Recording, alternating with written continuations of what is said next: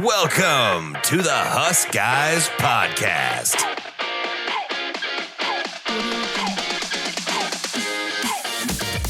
Oh, yeah. What's up, everybody? Welcome to this week's Huskers podcast. I'm super pumped. We got a very special guest. Dan Lust is coming on the show for us today.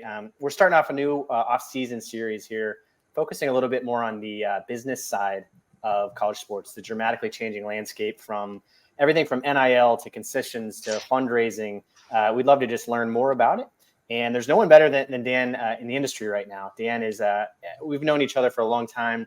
We've gone through everything from, and Dan, I'm going to blow you up here, but Dan was one of the reasons that we started and played football during the COVID years. He was certainly one of the reasons behind it, of kicking that thing off. He's been the legal, brilliant mind behind so many different things around NIL, around the business of college sports. You should definitely follow him across Twitter, Facebook, Instagram, everywhere where he exists. Follow his podcast as well. Search for Sports Law Lust. But anytime you have a question on sports law, Dan's a guy. So Dan, thanks so much for joining us today. We really appreciate you coming on. That was a fantastic introduction. I will fact check you on one thing. I don't know if I saved the Big Ten, but I certainly was, I think, the loudest saying that Nebraska players saved the Big Ten season. So I didn't do anything. Before I knew a single one of you guys that bleeds red and black shirts and all the fun stuff that I've fallen into with Nebraska, I independently, as this schmo New York lawyer, read that lawsuit, and I'm like, I'm pretty sure Nebraska saved the season. And then this, what I thought was a very niche take that nobody would care about. One state in particular really cared about that take, and blew up. Then I was introduced to all of you crazy people. Yeah, well, it's funny because we needed someone like you because we are insane. And we were like just screaming into a vacuum, like, we should play football. Yeah. We should play football. And then finally, you gave us legitimacy. Yeah, voice of reason came over the top. Like, actually, I think we should play football. I was like, yeah. Do you want to do this here? I don't want to ruin off your outline for the show here, but I have some thoughts here. It's probably we should keep this within our Nebraska friends circle. Well, I would love to start. It's one of my first questions because you became an adopted son of Nebraska. Did it start there? Did it start during that time, like when we adopted you as one of our own? I'll tell you exactly where it happened. So I had that take. So I guess a couple things. I've done this a couple times, and I think you kind of see my feed. I picked my spots. So that was like, I'm trying to think what year that was. That was, I don't know, 2020. I picked my spots. So like now, I guess I wear a couple different hats. Now I have clients and I have different people and different interests. So like I try to be a little bit safer on social media, but I still, save those takes for the podcast. But like there was a period of time where if there was a big lawsuit, I would follow it like it was a prize fight. So something big would come up. They're filing the complaint, the response, the TRO. People, I gained about, I don't know if this is taboo. I did my research. I don't think you guys dislike each other. Tennessee, I have a lot of followers in Tennessee now because I was following this temporary restraining order lawsuit very closely. And I see them writing, they're like, follow this guy, Sports Law Lust, we love him, GBO. And I'm like, what is GBO? And then I'm like, and I looked it up, Go Big Orange. And I'm like, Go Big Orange. No, go big red. GBR, baby. Yeah, GBR. GBO is out. GBO is out. No, but I followed that lawsuit very closely, completely on the outside. Tom Mars, who you guys know from that space, I had him on my podcast talking about Big Ten issues, but it wasn't Nebraska. It was, Illinois families filing that letter, and there was a number of schools involved. Dave Portnoy going after Michigan with the chancellor voting. It was everybody. And then once I started following that Nebraska lawsuit, I came to my own conclusion, and I was getting some Nebraska followers, but my own conclusion that this Nebraska players lawsuit was filed. They were looking for text messages from Kevin Warren and all these different chancellors. And then that lawsuit is withdrawn. And then like a couple hours later, the Big Ten is like, I know we said we wouldn't revisit the decision, but we're going to revisit it, and we're also going to get rid of this lawsuit. So I'm like, it seems to be related. So anyway, I gave this take, and then I started getting more Nebraska followers, and I'm like, okay, I like these Nebraska people. And the gist of the story, and this is really it, Paul Feinbaum had some stupid segment on his show that was like, Nebraska shouldn't, I think the game was the Wisconsin game that was canceled in that 2020 season. And Wisconsin, I think, or Nebraska had found Chattanooga as like a replacement opponent. Oh, yeah. And I'm like, and they said we couldn't do it. let's play. Let's Chattanooga, Nebraska. Like, sounds good. It's football. And Feynman was like, Nebraska's crybabies. They came up with these rules, and now they're going against these rules. And I'm like, Nebraska saved college football. They're not crybabies. If anything, they saved the season. So none of these games, Nebraska, Wisconsin, Nebraska, Chattanooga, Ohio State, Michigan, none of them would happen but for Nebraska. And then I went to sleep, and I woke up with like 5,000 more followers, and I'm like, I love Nebraska. I'm in. I'm all it happens quick in Nebraska Twitter, and once we've got our teeth into you. Yeah, and I think Tennessee Twitter actually, I think they operate on a very similar volume of like, once we like you, it's like, oh, cool. Now I'm going to listen to every podcast you've ever had. And also I'm going to follow you. And also like, I'm going to know what your family's names are. Like, it's psychotic, like nature like that. But I was adopted first. Okay. By Nebraska. So I'm very clear that I am in I believe if you cut me open right now, red would come out. That's what we like. For most people, that's the case. So from that point forward, and it's funny because I was looking back at our DMs and our text exchanges over the years of, I needed your help there to save the Big Ten, because the Huskers was a big part of like, we wanted to play football the entire time. And then the collective stuff started popping up in the NIL world. And I was looking for free legal help, and you kindly obliged. And so everybody out there, there's a free lawyer on the internet who can solve all your problems. Don't say that. Just kidding. But I just had questions about like how these collectives were forming and NIL. And it's one of the things I love your perspective on, because it's one of the things that directly led to us launching Pipeline Jerky, which you can't see on the screen. But Pipeline Jerky for us was a way to take advantage of the collective fan base in Nebraska. How can we help? How can we help the program? It's, NIL for me, as I've seen it, is a way for Nebraska to catapult back on top of college football by taking advantage of the collective fan base across, the passionate fan base that you've seen. And so for, $7 a bag, everybody can directly contribute back to the program. And so I think there's businesses like these popping up. There's collectives popping up. But I guess for you, since you're like right in the thick of it and, position yourself brilliantly as the NIL lawyer, for the lay people who maybe aren't paying as close of attention as all of us are, take us from like when this first started to today, of like it started and it was sort of a wild, wild west, and then bring us all the way forward to today where there's lawsuits, Tennessee's getting in trouble. We don't really know what's going on. And like, we'll then eventually move forward to, what happens after this. But we'd love your take on from start to finish, like where are we at right now? So I also have to fact check you on one thing. There are people in Nebraska are not lay people. You guys are college sports fanatics. Like in New York, we are lay people, some of us. That's why my practice somewhat stands out in the Northeast. But anybody and everybody in Nebraska, and I came last year, coincidentally, for the Wisconsin game, which that's right. We're not going to talk about that. Wisconsin. I saw that. I lost lots of money. We'll get you a win at some point. It's at some point. My stomach left somewhat unhappy with the 3 runs as I ate, but that's a story. No, they're good though. Should have told you to stick to 2. They're good coming in. But I guess, yeah. So I think you said this in the bio. So I am also a sports law professor that was kind of born out of all of this. So every semester, I just finished doing it. I teach 2 days on NIL, how we got from point A, how we started with the Board of Regents College Football Association case, which is a case for your older listeners, all the way to the Alston case. Board of Regents is the first, the time before this that the college sports went to the Supreme Court, and the Supreme Court said, you, as the NCAA, you can't tell the schools what to do. If the schools want to have the Big Ten network and the SEC network, like you can't tell them not to and have one NCAA station.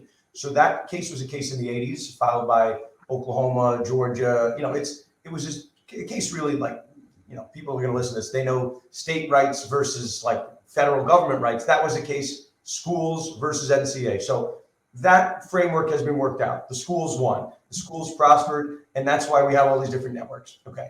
So as we move ahead, that was a chipping away of the NCAA's power about what they were and weren't allowed to do.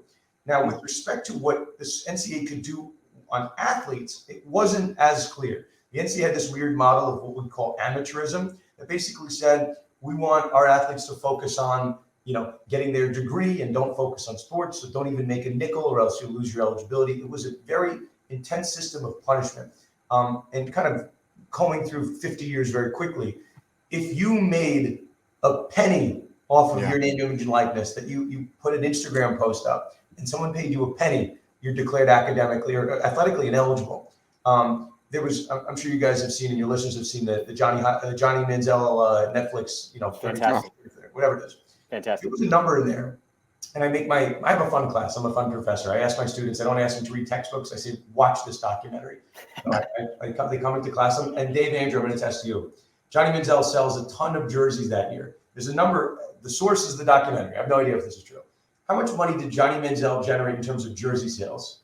Okay. I don't remember the jersey sales, but I remember the fundraising. The fundraising was in the hundreds of millions on his back. The number is hundreds of millions. Yeah. So Johnny Manziel was not allowed to make that money. And Johnny Manziel's career went a different way because he was always, quote unquote, running from the police because everyone was always after him in every way, shape, or form. So by the time he got to the pros, the guy was exhausted from being a martyr. So we fast forward, not that long, like a decade. And now we're in a world where, and this part, I think is helpful. Nothing really happens on that front until 2019. California passes something called the Fair Pay to Play Act. And that was, if you can generate third-party revenue, so like, we'll say like a used car salesman or, whatever, some booster pays you money and it's not coming from the school's pocket and it's a new revenue stream, that's all good. And under state law, your school, the NCAA, your conference, they can't punish you. That's what pay to play was. It didn't speak about revenue sharing with schools. It said if you can find your own source of revenue and it's not taking away from the conferences, by all means. That a version of that gets passed in really, we'll say half the country. And we got really until June of 2021.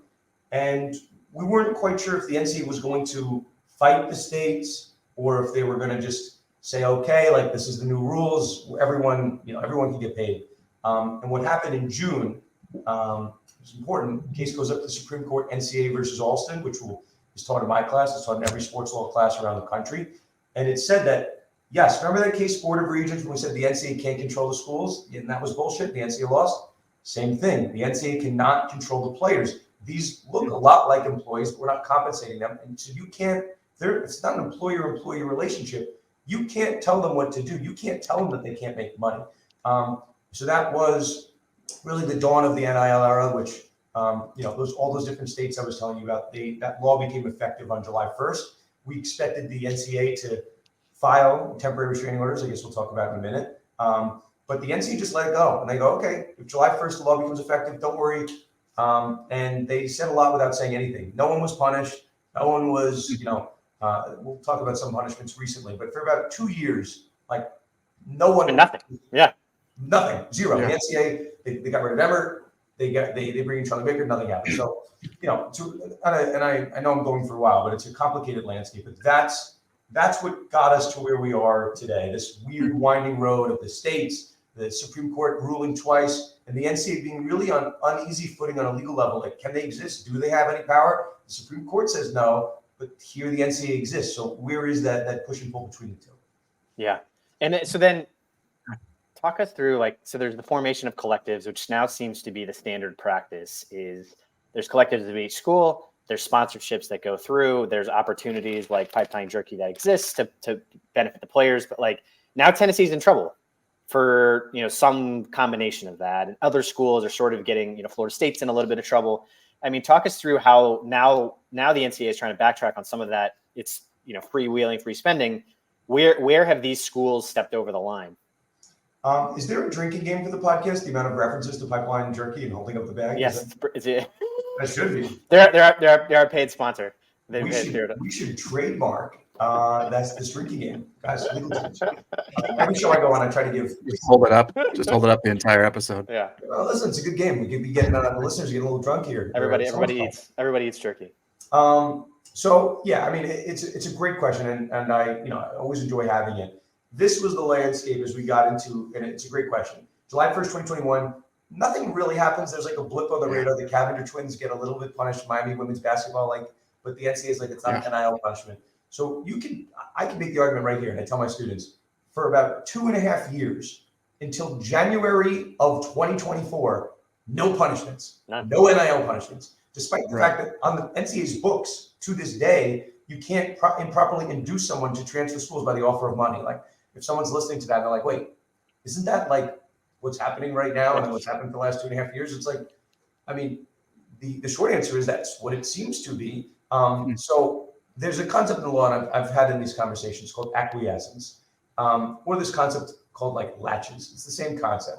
Acquiescence is like you're not saying yes to something, but your lack of actions, your lack of any objection will make it seem like you're okay with what happened. So as a lawyer, I can make the argument, 2.5 years go by, you didn't punish anybody for anything. I'm going to make the argument that you have said this is fine. You're okay with it. You haven't wrote a little stupid NCAA memo on an NCAA letterhead. We agree with it, and everyone's off the hook. Everyone's got to get a jail-free card, but like your actions kind of said that. And this concept of latches, if any lawyers are listening to this, I went to law school, got my GED. You can't wait so long to then voice your objection to something. It's a similar concept, but that's why there are non-lawyers out there saying, like, isn't this really unfair that the NCAA is punishing or wants to punish Tennessee for stuff that happened in 2021? The lawyers have thought about it, it's come up, and the law recognizes this concept that there might not be a specific deadline by which, you can't bring a voice of objection. Like you guys, Andrew, Dave, you know the statute of limitations? You ever heard of this concept? Of course. You have a deadline to sue, but this concept of latch is just like, yeah, there might not be a deadline, but it's really unfair to bring this up, and it causes great prejudice to the party when you literally want to reach back into the past and punish them for something that we all thought was fine. So that's the landscape we're in now, and that's why I think lawyers, for the most part, are aligned with fans of all schools that what happened in 2021, 2022, it's not even really relevant to what the landscape is today. So why are we trying to punish for it? Yeah. So Tennessee seems like they're going to get away. I mean, it's not get away. That's I don't know about that. You don't think so? Oh, really? I mean, everything I've seen, it seems like it's now you think there's potential like ramifications to it? Well, get away with what? Get away with the actual investigation, or get away with their winning their legal case? That's probably the wrong phrasing, and I'll be precise because we're in the presence of a lawyer. Will there be punishment for the issues they're experiencing right now? So here's the thing, right? They filed a temporary restraining order, and I guess this is what we'll get to here. So the lawsuit, this is the interesting part. Tennessee is not punished. Florida State received a punishment. Miami received a punishment, a negotiated resolution whereby they agreed to the jurisdiction of the NCAA. And I'm sure there were some smart lawyers that said you have no jurisdiction. Florida law allows this, and the NCAA said, well, if you want to take that to court, hypothetically, Miami said no. We'll take a slap on the wrist. Punish the Cavender twins. Have a nice day. We'll live. Don't punish football. Don't punish men's basketball. Yeah. Cool. Sounds good. Florida State. Okay. Slap on the wrist. Coach drove somebody allegedly, drove a recruit to a collective. Slap on the wrist. Whatever. Okay. Now we had two big announcements that occurred also in January. Florida University is also under investigation, and Tennessee's under investigation. So if you've heard the 4 schools I mentioned, only one is outside of the state of Florida. So the Florida Attorney General might not have had an appetite to take this to court. It's possible. That's one logical reading of it. The first time a public investigation leaves the state of Florida, Tennessee's like, let's go. We are not accepting your jurisdiction. We're not taking a negotiated resolution. So we haven't had this happen. Do we think that the NCAA is going to win or lose? I think it's too early to tell. But to the point that I wanted to at least give you credit for, there is no punishment yet. Yeah. So the NCAA might be like, you know what? We're really scared of you, Tennessee Attorney General. Like, we're going to go pick on like North Dakota or like, North Carolina, some other state. And I don't want to say North Carolina because they were pretty aggressive with the Tez Walker situation with the wide receiver. But they might find another state to do this. Or maybe they just go back to Florida and they're like, hey, your Attorney General not doing anything. We're gonna dig you, Florida. So I'm not to say that Tennessee is going to get out. But the NCAA might choose not to proceed with it as opposed to winning and losing. It's possible. So then, I guess, where do you think it goes from here, right? And I think, a twofold question of this feels like there's at least a moment happening now where there's some guardrails being put in place. So as you look out over the next year, the next like major rulings that may come down, one, what do you think is going to happen? Two, if you are a school like Nebraska or any school out there, like how do you position yourself for what's coming down the pipe from, the legal side? So it's interesting. And I will say, and if I didn't say this, full disclosure, like I work with a number of schools. I work with a number of collectives. I work with agents, I work with NIL businesses. So this ecosphere I'm very familiar with, and it is a fragile one. It is a complex one. And to your question, it's like, this hasn't come up, but like New York's law is different than Nebraska's NIL law. The requirements to be a registered athlete agent in the state of Louisiana are different than they are in the state of New Jersey. There is a completely fragmented landscape across so many different levels. So Yes. if we were talking about the NFL or the NBA or Major League Baseball, there is one set of lawyers that, collectively bargains on behalf of the owners. And there's another set of lawyers that represents all the players on all the teams. You don't have these different fragmented landscape of teams and sports. You have a very clear set of what it is required to be a Major League Baseball registered athlete agent, right? Those are all clear concepts, and they don't really rely on state law. So, I think this is going to be somewhat of a cop-out to the question, but I think appreciate this. In this landscape, you have to be fluid. You cannot act in absolutes. You cannot say we are, like the Pac-12 a year ago existed. They don't exist anymore. You have to be ready to consider all options at any point in time. If at one point, Right. I'm sure I made the joke, like the alliance was between like the Big Ten, the SEC, and the Pac-12. So good. We won't poach each other, but like we're also not going to sign a contract. Like Pac-12 doesn't exist anymore, and we're UCLA and USC. So I almost think you got to like constantly look over your shoulder, leave no stone unturned, and look out for the best interest of your school. Right now, and this is, people hate when I say this, but I believe this. Right now, there is no sheriff in town, right? Yeah. People don't respect the sheriff. It feels like a problem. It is. I mean, that's why people give me pushback on this term, but I mean it. The wild, wild west is the term given when there is no sheriff and people are just vigilante justice and, going into duels with each other and taking 10 paces and shooting each other in the head. That's the world you're in. So you have to arm yourself with the right lawyers, the right, pieces, the strong collectives, and you can't rely on there being quote unquote law and order for the time being. So the people that say, hey, I'm not going to do anything in NIL. There's some schools that say this, D3 and D2 schools, some lower school one schools, like, we don't need anything. Don't worry. The NCAA will install order, and all the schools that kind of, started doing this before it was allowed, they'll get in trouble. Like, I'm not convinced that's happening either. So I think you just have to, to the best of your ability, rely on state law when it allows you to do certain activities. If there's a conflict between the NCAA and a state, you got to, hit up your local lawyer, hit up the school's GC and make an educated guess. But there are no absolutes in the space, and very much a moving goalpost. But that's why my phone stays busy, because these questions are very complicated. Yeah. So the other prominent case going on right now too is the Dartmouth athletes, and trying to unionize, and then ultimately they were deemed, you guys can be employees of the school. The school, there's enough of an employee relationship here with the athletes.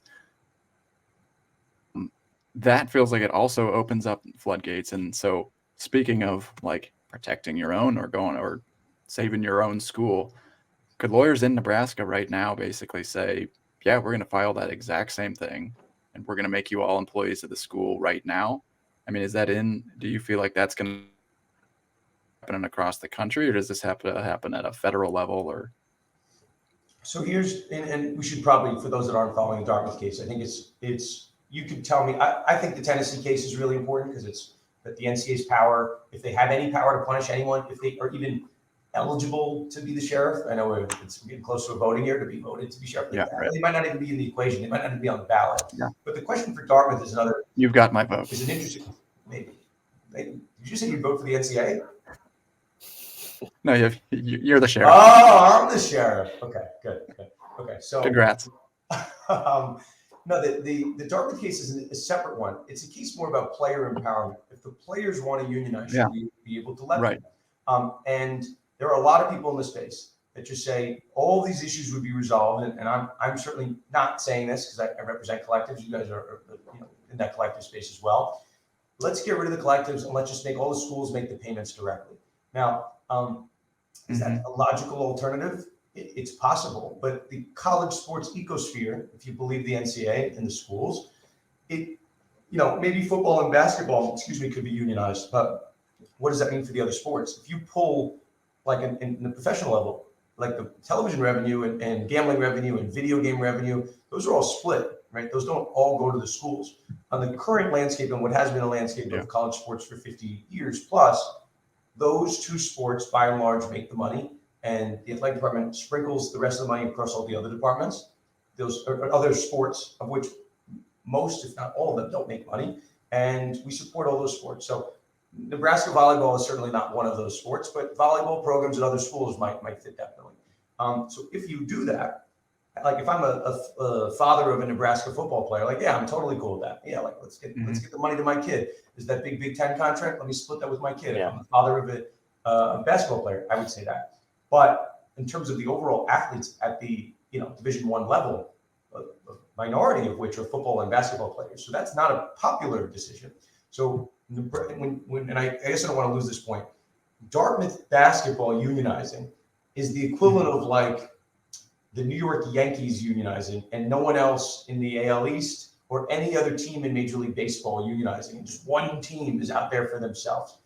It doesn't lend itself to what we'll call like uniformity in labor relations. And when we talk about unionizing, which I'm sure you guys are familiar with, in the history of our sports, we've had labor, lockouts, we've had strikes, and people refusing to play or allow people to play because they're demanding something. So could Dartmouth basketball, and it looks like they're going to follow through and do it. The players are saying they're going to create an Ivy League association.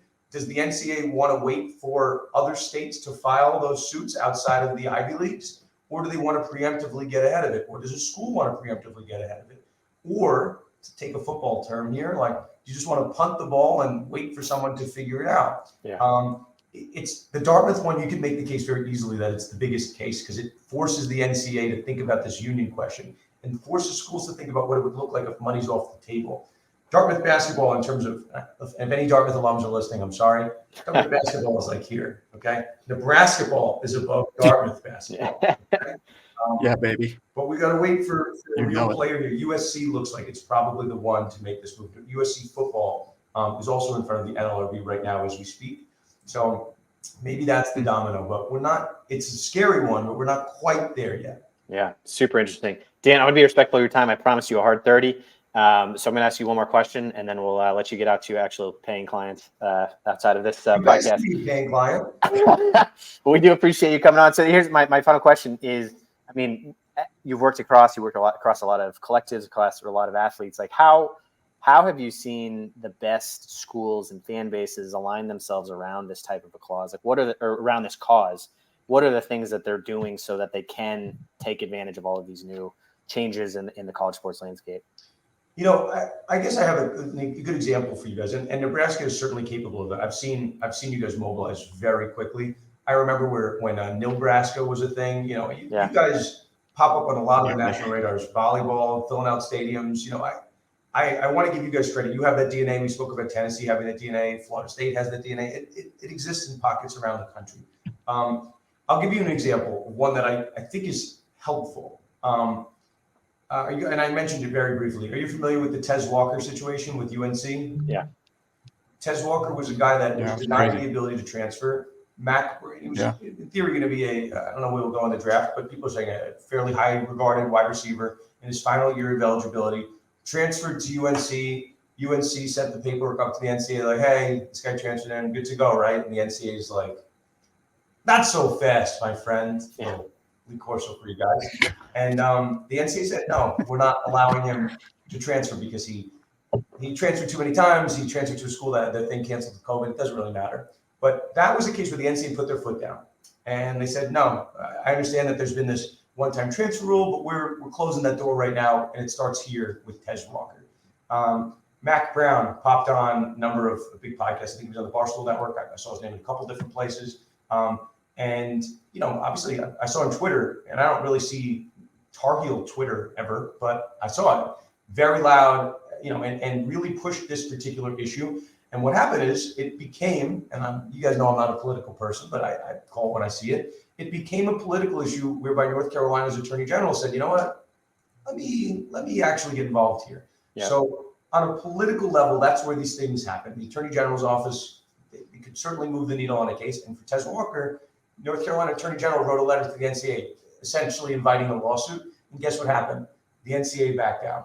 Yeah. I will say this, and we'll keep it for Nebraska, but this is really applicable to any fan base that's listening to this, or that you need to tell a friend. Right now, clarity, for better or for worse, is going to lie at the federal level. You have the conference commissioners asking for it. I certainly like to think that I am aware of the different trends in the space. But if you tell me, that Greg Sankey over in the SEC thinks that we need some form of federal legislation to save the current landscape of the NCAA, I am certainly not one to disagree with him.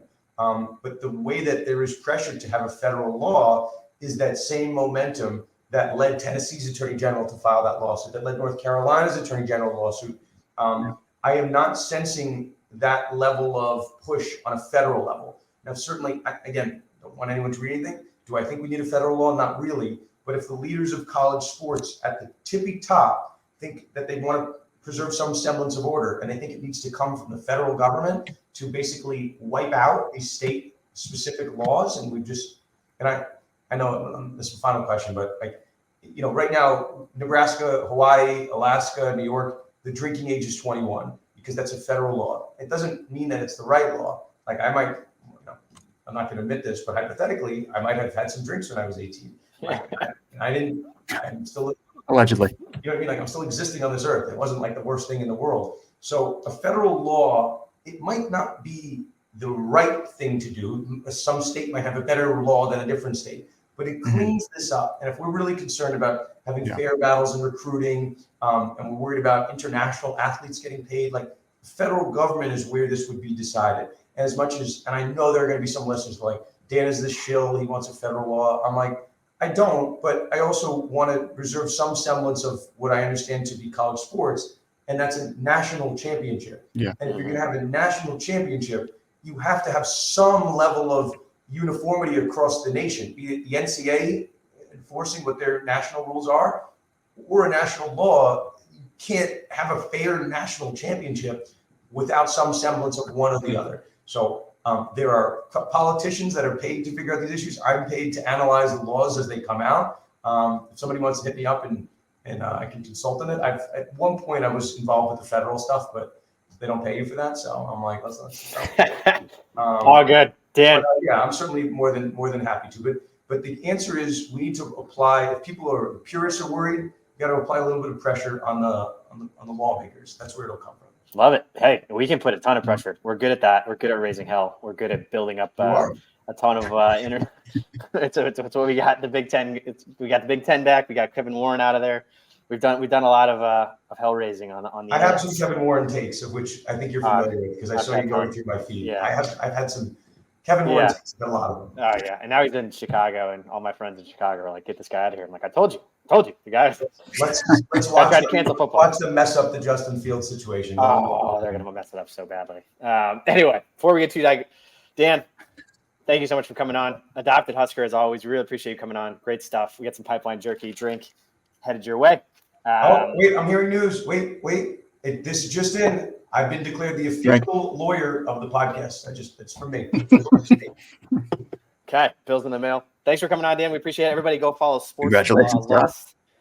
Great stuff on Twitter. Thanks for coming on. We appreciate you. Thank you, Dan. My pleasure, guys. Hot take. What'd you think of that? Man, he was awesome. He's a really good speaker. He's a great professor. I kind of want to go to law school just so I can take his classes on NIL now and learn more and get us a national championship. But it's just not going to happen. So I'll keep podcasting, I guess. But no, I think the biggest thing, obviously, that in our lives comes back to how is Nebraska positioned, and just how does this, like, I see all the national cases, I see everything that's going on, but how is this going to impact Nebraska football? Like, that's issue 1A in our lives pretty much most of the time, and our children. But those two, and I think I hear it, and the overall take is that everything went from basically so much regulation to no regulation to now the NCAA doesn't know where they are putting. Oh, God, that's bad timing. Should probably put that on. Now Yeah, the I mean, NCAA doesn't totally know what its own role is. And so now you've got the federal level, the state level, and then you've got like the NCAA. And the NCAA is basically getting chipped away and chipped away and chipped away at. And then Nebraska is here. And initially we were on the forefront of NIL.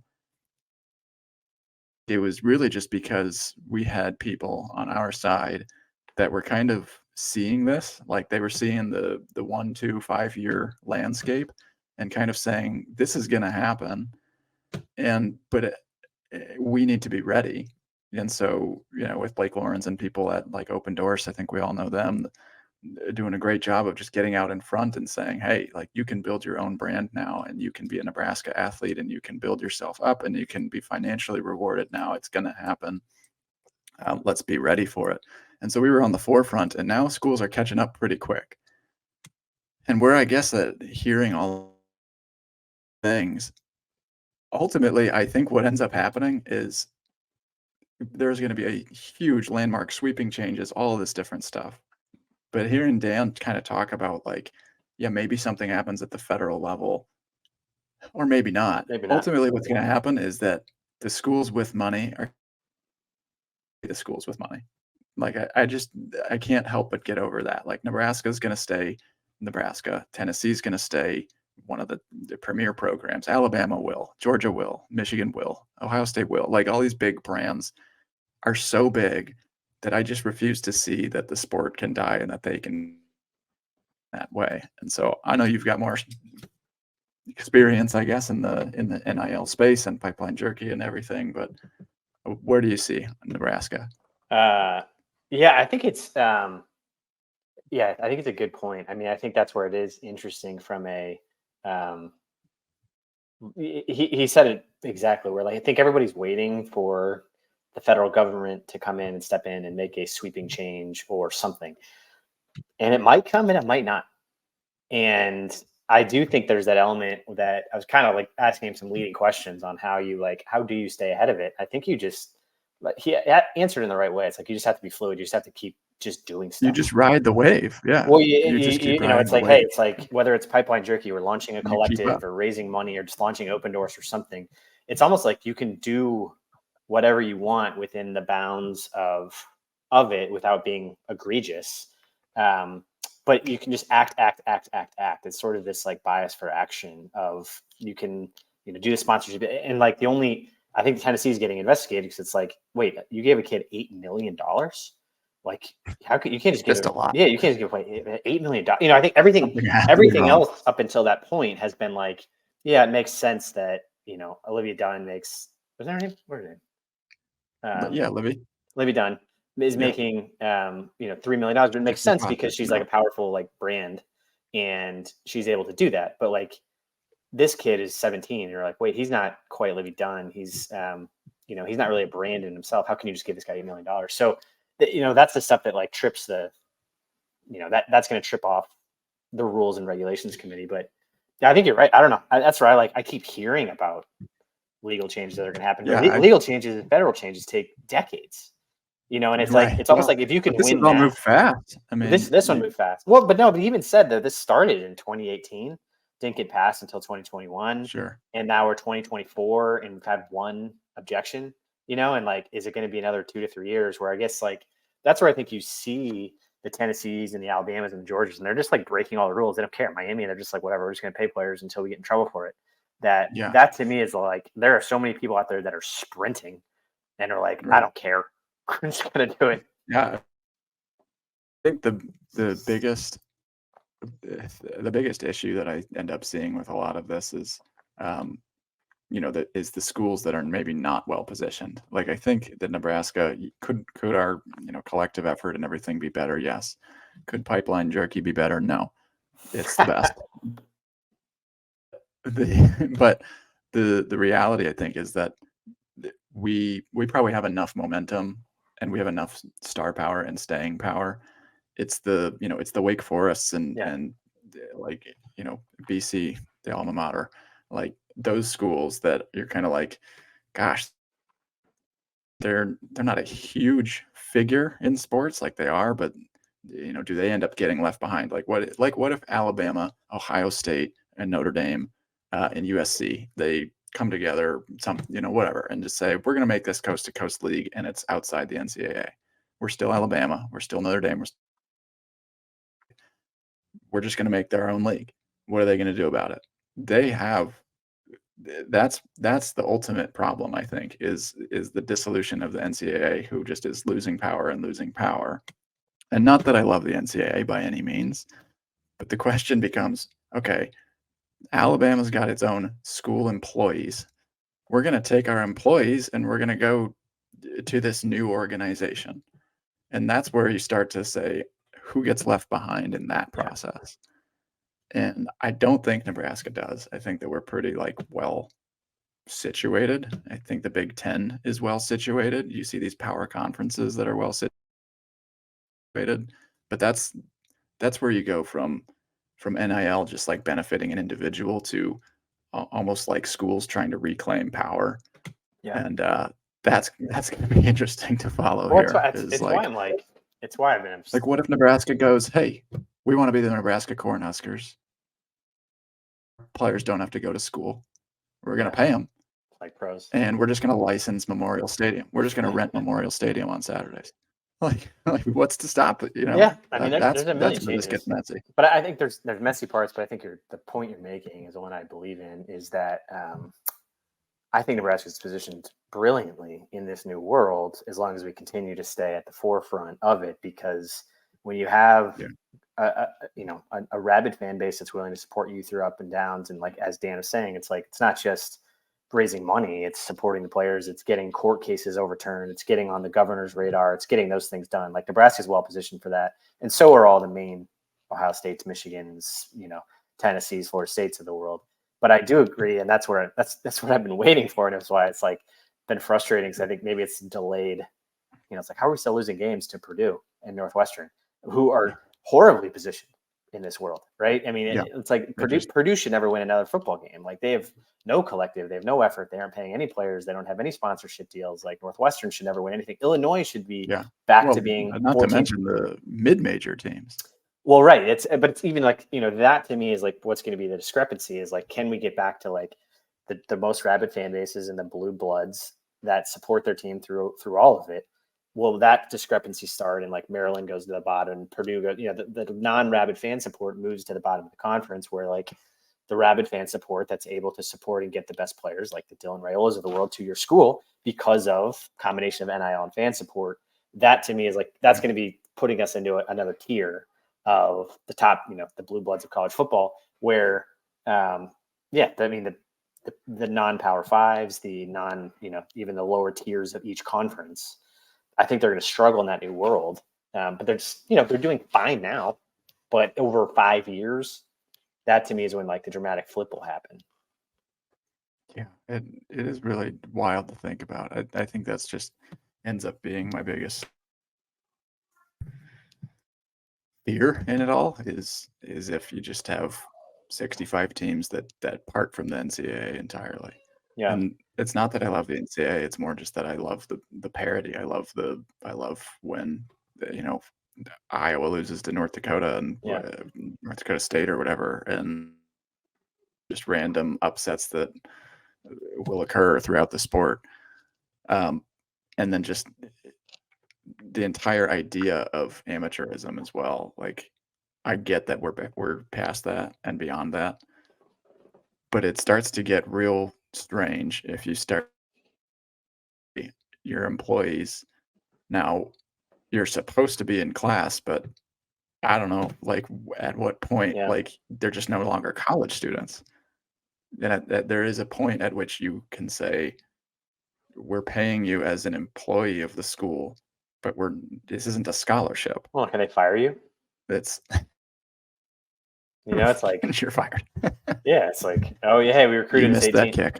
Yeah, you're fired. I mean, that's true though. It's like when you cut a kid from the team or whatever, is he fired? Like, he doesn't get, that's where like I think it's also why all these court rulings are going to take forever. It's like he was saying, it's like Dartmouth is one school. But for them to make a rule that's going to exist for 130 schools, you have to get 130 schools on board, and Division 1, Division 2, Division 3, like, hey, all of a sudden, by the way, you're taking your endowment, you're paying players. Yeah, well, wait, whoa, no, we're not. here's Like, what's why would we do that? crazy about the law world is, so Missouri, for example, passed a lawsuit, I think this was in the last year, where high school players could start benefiting from NIL collectives in high school. Like typically you can't until college, but now in Missouri. So now you have this like border war between states, right? That is like whose lawyers are willing to just pony up and pass that law in their state so that their school can start doing the same thing. That's what's messed up about it, is that in Missouri, their laws now give them a recruiting advantage. And their class is top 20. Now they just had a great year, but like you do wonder, shoot, if I'm getting money as a junior and a senior throughout my, like, of course I'm going to stay strong to Missouri. Like I can't do that in other states. And so that's just another part of it where it's like, I wonder if Nebraska's lawyers are like, dang, this school down the road has a huge advantage over us. Yeah, I mean, and that's, I don't know, that's where I find this to be, there's a ton of different, I think there's the old guard. Governor Pillen back on the line right now. Is he free right now? It's where I feel like there's an element of, take care of this, buddy. For all of this, that's like, I think, and why it's frustrating, or, the old guard, and why, like, Saban's retiring, and so many of these guys, like Chip Kelly's like going to be the OC at Ohio State. A lot of these guys don't want to deal with this anymore. They're either retiring or they're becoming coordinators and or doing things like that because it's so stressful. Chip Kelly just took a $4 million a year pay cut. Yeah, because he doesn't want to deal with it.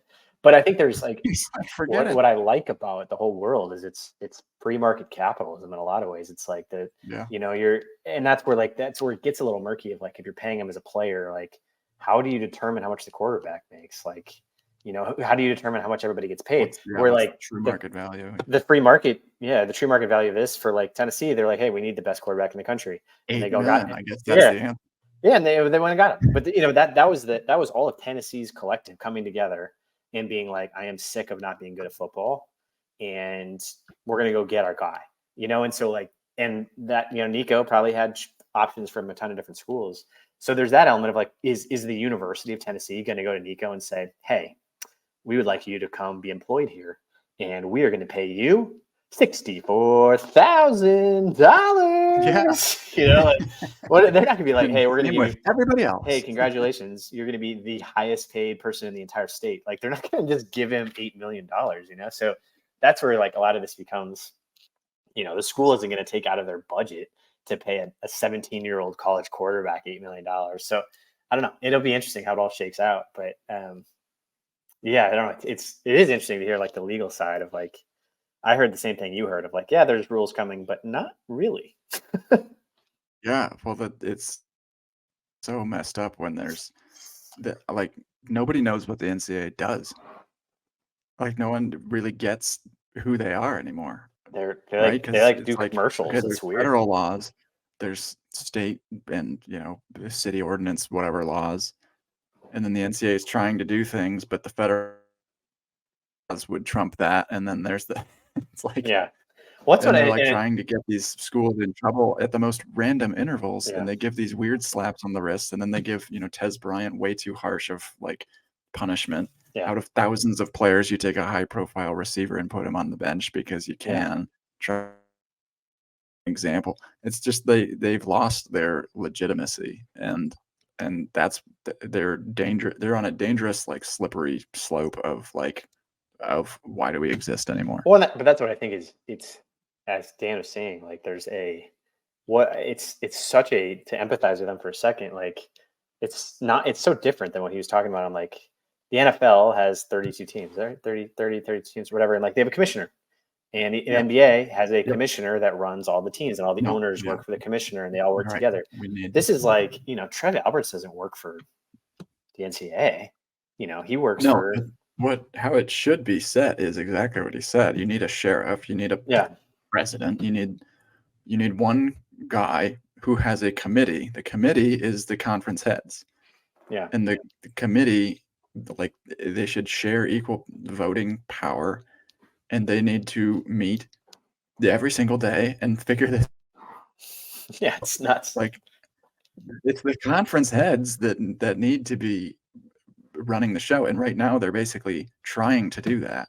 Well, but They don't actually have that power. The incentives don't align, though. That's where it gets bizarre. tricky. Is like it's not just the conference, because the conference heads think about their incentive. Their incentive is to put the best product on the field, to get the best TV deal on the field, to get the best TV deal out of the Big Ten conference, and to get the best players on the field and support the student athletes and like turn them into, help them graduate and do all those things. Like that's where their head's at, is for them to put the best product on the field. They have all these things. They're not thinking about like, how do we punish everybody? How do we put laws in place? And how do we tear down these institutions that are like cheating? They're like, okay, keep them in bounds. Let's get Michigan in the title game, because if they make the title game, our Big Ten deal is way bigger. And we make it's like their incentives don't align with, federal law cracking down on illegal. Right. Well, I mean, Michigan got in their own trouble. They're the NCAA is like, hang on, let's talk about that cheeseburger that did they though? Blah blah. Yeah. No, like of course, like that's the thing is, does the NCAA have they completely lost their legitimacy? I mean, they just I would love to like see inside of like, do they have people like Dan that work there to have lawyers that are like, smart lawyers that are trying to figure this out? Or are they like back on? Yeah, or are they just like are they just like throwing things and they're like, yeah, get Michigan and then the North Carolina kid, and like, I don't know. Yeah. Because some of it's like obnoxious how much in their face it is. It's like, hey, we're just, Miami's just down, like literally like recruits are posting pictures like, with stacks of cash. Yeah. They're like, what? We're gonna go after the North Carolina kid who just wants to transfer, not the kid who's in a Ferrari. Not to mention like kids in a Ferrari. I mean, Bama running backs have been doing that for 20 years at least. Or like Eddie Lacy had like who's the 15 cars. Who's the Alabama kid that just transferred to Texas and on his recruiting visit is like in a Ferrari or whatever, and he's like, oh wait, no, he went to Texas. The wide receiver. Shoot, I forget. The Alabama wide receiver transferred to Texas, and on his recruiting visit, he put up on Instagram. He's basically in like a Ferrari, and he's like, "Sorry." He's basically like, "Sorry to Alabama fans. I had to like make a business decision." Everyone's like, "Jesus, it's like so blatant." You did make a business decision, didn't you? Yeah, well, like he phrases it as like, "This is going to help me get to the NFL." I was like, "Well, why are you in a Ferrari?" Yeah, good. Well, you can drive to interviews faster. Anyway, all right, good stuff. Good stuff. I don't know. We got a couple. So for those still listening, appreciate you guys for sticking on. We've got a couple more fun ones coming on. We're going to dive into a bunch of different sides of college sports. NIL is going to be probably pretty popular. We're going to have a few different folks coming on, talking about different business sides. Hopefully have some few folks from the university themselves coming in, talk NIL, talk to concessions, fundraising, media rights, licensing, just stuff that we find interesting. So yeah, stay tuned for the next episodes. Appreciate everybody listening. Should be a good time. Go Big Red. Go Big Red.